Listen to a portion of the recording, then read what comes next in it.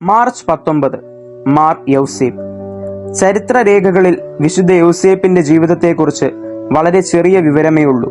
പരിശുദ്ധ മറിയത്തിന്റെ വിശുദ്ധിയുള്ള ഭർത്താവ്, യേശുവിന്റെ വളർത്തച്ഛൻ, ഒരു തച്ചൻ, ദരിദ്രനായ ഒരു മനുഷ്യൻ എന്നീ വിശേഷണങ്ങളിൽ യൗസേപ്പ് അറിയപ്പെടുന്നു.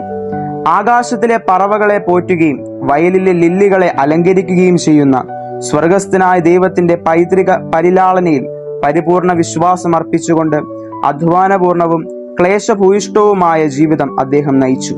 ആഗോള സഭയുടെ മധ്യസ്ഥൻ, മരണശയ്യയിൽ കിടക്കുന്നവരുടെ മധ്യസ്ഥൻ, തൊഴിലാളികളുടെ മധ്യസ്ഥൻ എന്നീ നിലകളിൽ തിരുസഭ അദ്ദേഹത്തെ വണങ്ങുന്നു. ആരാധനക്രമ സൂചികയിൽ വിശുദ്ധ യൗസേപ്പിന്റെ പേരിൽ 2 തിരുനാളുകളുണ്ട്. പരിശുദ്ധ മറിയത്തിന്റെ ഭർത്താവ് എന്ന നിലയിൽ മാർച്ച് 19 മെയ് 1 തൊഴിലാളി എന്ന നിലയിലും തിരുനാൾ ആഘോഷിക്കുന്നു. വിചിന്തനം: വേദനകളും മരണഭയവും എന്നെ ചുറ്റുന്നു, എന്നാൽ എൻ്റെ ആത്മാവ് ശാന്തമായിരിക്കുന്നു, കാരണം എൻ്റെ സഹായകനും